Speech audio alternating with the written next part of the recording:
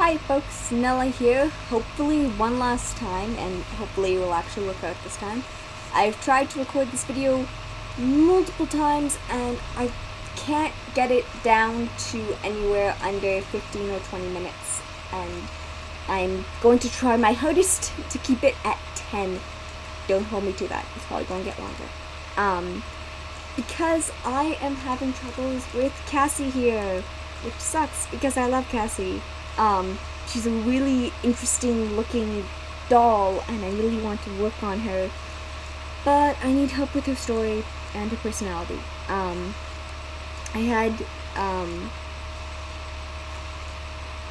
I did a previous video before this talking about the fact that I need reading suggestions, so maybe watch that one and then come back to this, or whatever, watch the videos out of order. The thing is, I have a lot of questions about who she is and her world and her story, mostly because she doesn't have a story right now, and I have very few answers, which is annoying me a lot. Usually my characters have very strong personalities or strong stories if they don't have strong personalities. Case in point, Lily. Who is a very passive character, but she has a very strong story. And right now I can't really get a read on Cassie either way. So I kind of need one to have the other. I need to have her personality so I can find her place, so I can make her place for inner story and get an idea of what she would do, how she would react to situations, but I also need her story to figure out her personality and her place within it. So it's really annoying. I'm hoping I'll be able to figure out something so I can start writing, and hopefully once I start writing, then the ideas will start flowing and the connections will be made. So I'm going to start off with what I do know, which is, like I said, very little. What I do know, this is Cassie's natural hair. It is unruly, it is coarse, it is thick, it eats hairbrushes. If you try, you will get your hairbrush stuck in it, if you try to brush it. And it's kind of like a mane, but she never tries to make it look more acceptable or pretty, because she doesn't believe in doing that to her hair. Also, she does suspect that that would just make her hair worse, so she's not even going to try that. Fact or thing I know about her, number 2, she has green eyes. You can't see, they look kind of black right now, but she has green eyes. She did have one blue eye and one green eye in the past few videos, but that's mostly because I couldn't decide which one I liked better in her. But I have decided now, and it's green. Fact number 2, thing number 3, still about eyes. Cassie has vision problems, and that's why her eyes look rather strange. You can see, like, the iris and the pupil is very large. There's barely any light. This does seriously impact her vision. I'm not sure yet why her eyes are like that, nor precisely how that impacts her vision. What I do know about is that she can't deal with very bright lights, and she also will get kind of snowblind, is the best way to put it, I guess. Her eyes take in too much light, so she ends up just seeing kind of the outlines of things, and they're very blurry. There are a few things she can do to correct this, one of which is wearing glasses to kind of darken everything so she doesn't quite get the same effect. But for this reason, sight isn't her number one sense. Her number one sense is actually touch. These aren't her hands, by the way. Is touch. So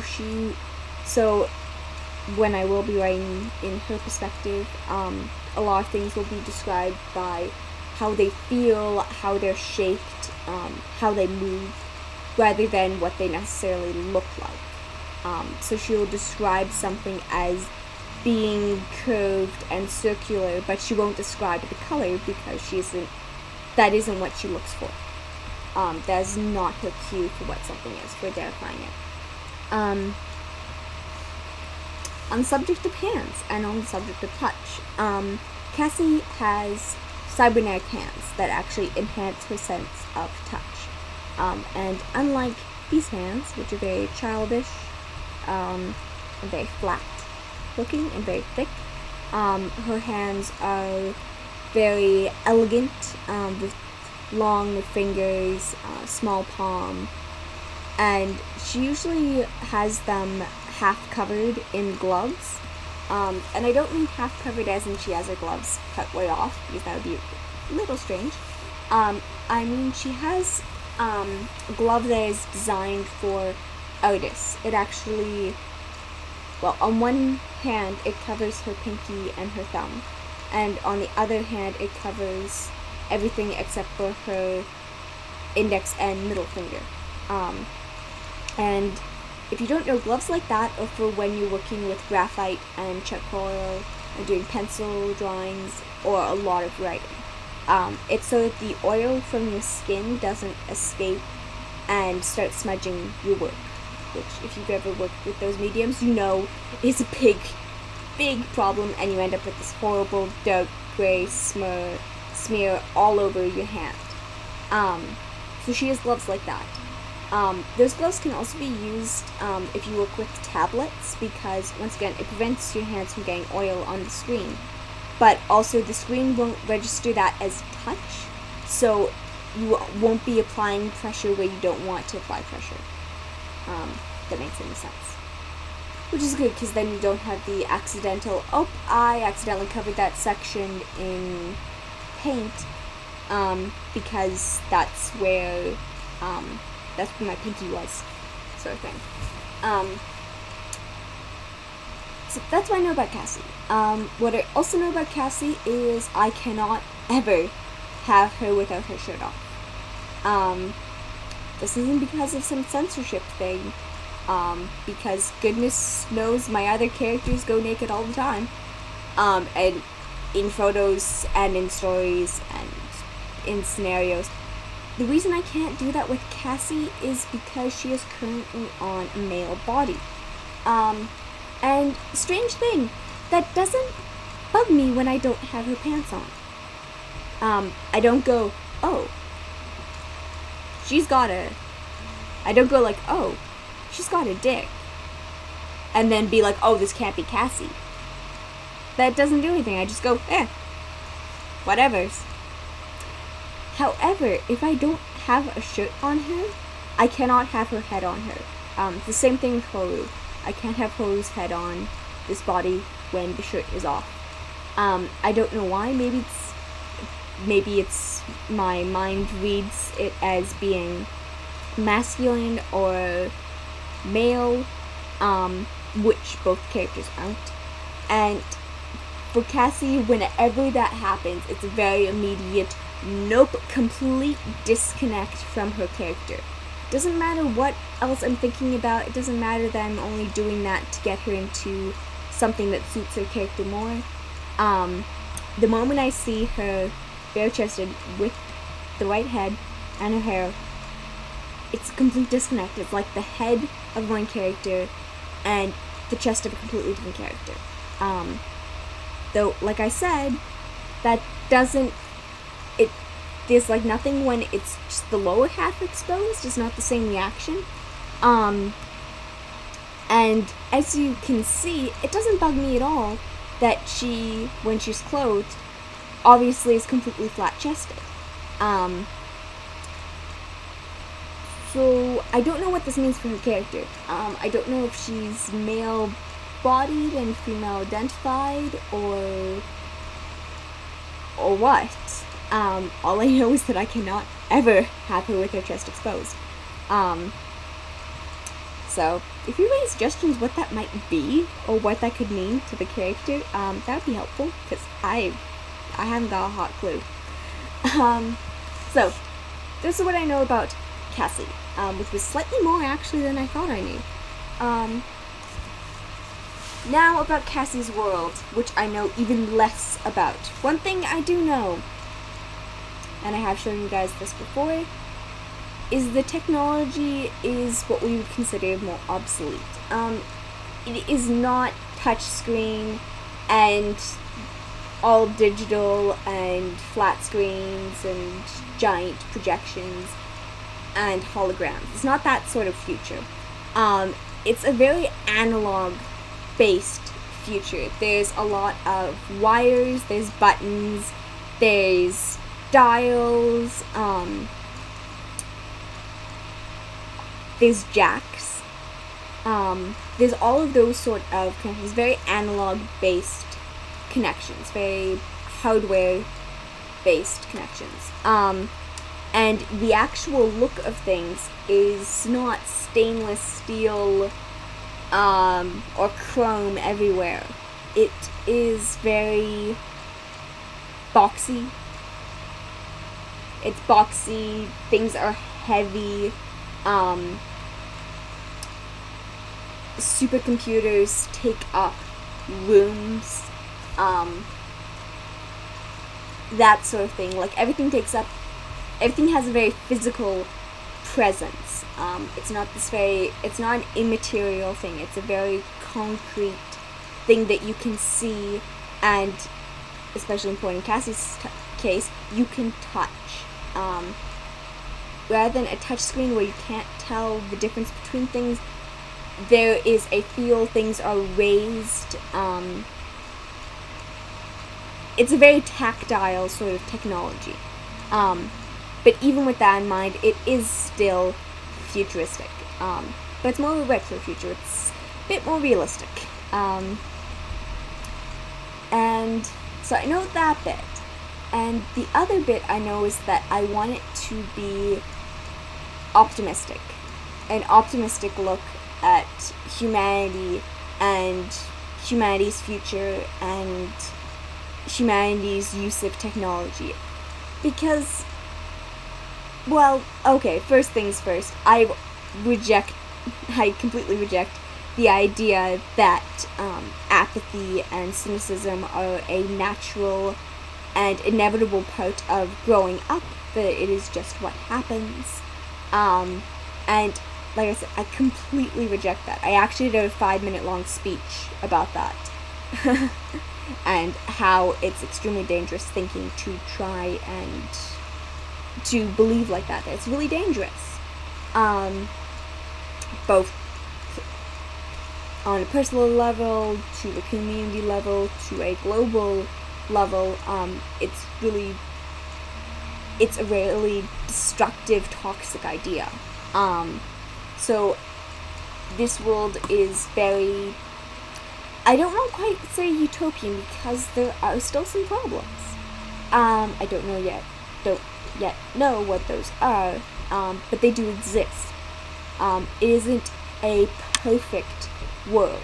That isn't what I'm trying to write. I'm just trying to write a world where it isn't a complete crap sack, and where people aren't absolute bastards to each other, and where people actually try to do good, and people in power actually are trying to do good and aren't trying to kill everyone or have their own secret plans, which,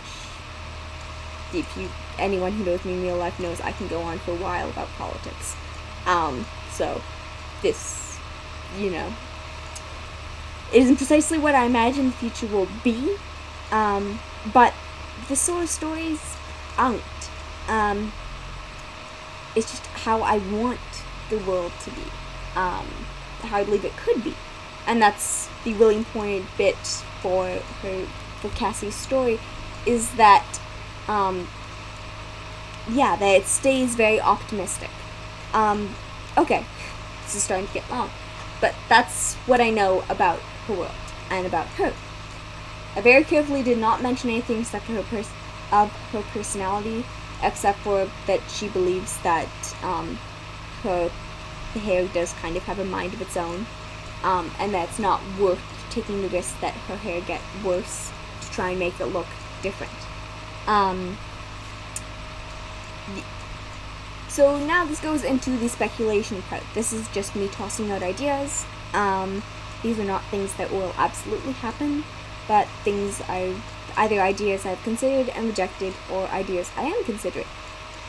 First, idea I have considered and rejected. So I really like how some of my characters come from the same world. There's Alwyn and Ethel come from the same world, as does Faust, and Fu and Fleur are from the same world, and Drew is kind of from their world, and there are a couple of characters that are from the same world, not necessarily the same places, but the same things have happened in world history to them. And I kind of wanted to have that with Cassie, but the only persons rather, were Emelinda and Simone and Peter, who are two living statues. And I did think that maybe that could work, that they're just from different points of different time periods from the same world, but then I decided no, I don't want to go that route, mostly because Emelinda here has a horrible life. Her world actually is pretty crappy. People are selfish. She is treated as, she is an experiment. She is treated as inhuman. Her pain is treated as inconsequential. And when she is no longer found useful for experiments, she is abandoned to die. Specifically, she is strapped into a wheelchair, then pushed down a hill into a river in winter. Well, not in winter, but in fall. Where she will either die from drowning, or she will die from the shock. Or she will be eaten by whatever is in the river. And I really do not want to connect Cassie's positive outlook world with Emelinda's, especially since, to make it make sense on a timeline sense, Cassie's world, or Cassie's time period, would have to come before Emelinda's, because Emelinda's comes before Simone and Peter's. And I didn't want to make this utopian, or striving for utopia world, only for it to become Emelinda's crappy world, and then to destroy it with nuclear warfare to make it Simone and Peter's world. I didn't want to do that. I really didn't. So I scrapped that idea, and Cassie now is not connected to Emelinda and Simone and Peter's world.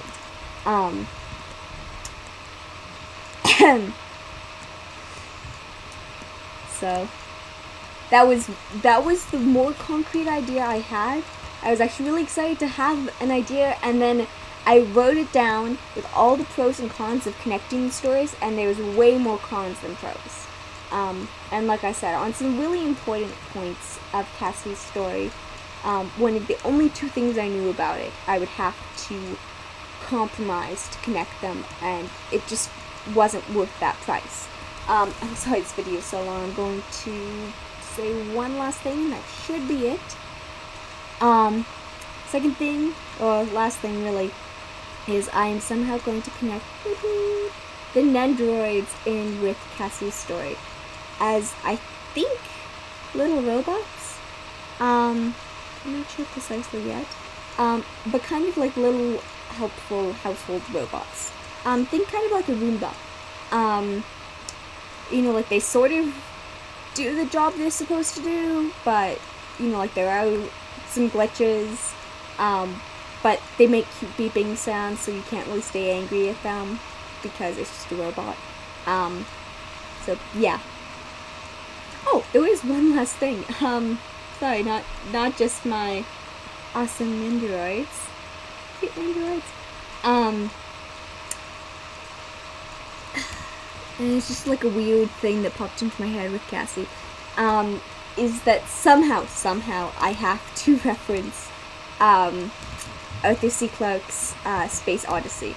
And I think I'm actually going to reference that with who Cassie lives with. Because it isn't his actual name, I don't think. I really hope not. But he's called Hal Bowman. Because originally Cassie was the person Cassie lived with called their computer Hal. To which Cassie said, well, at least you didn't name him AM, which is in reference to I have no mouth and yet I must scream. Well, and I have no mouth and I must scream. Which is very much a dystopia.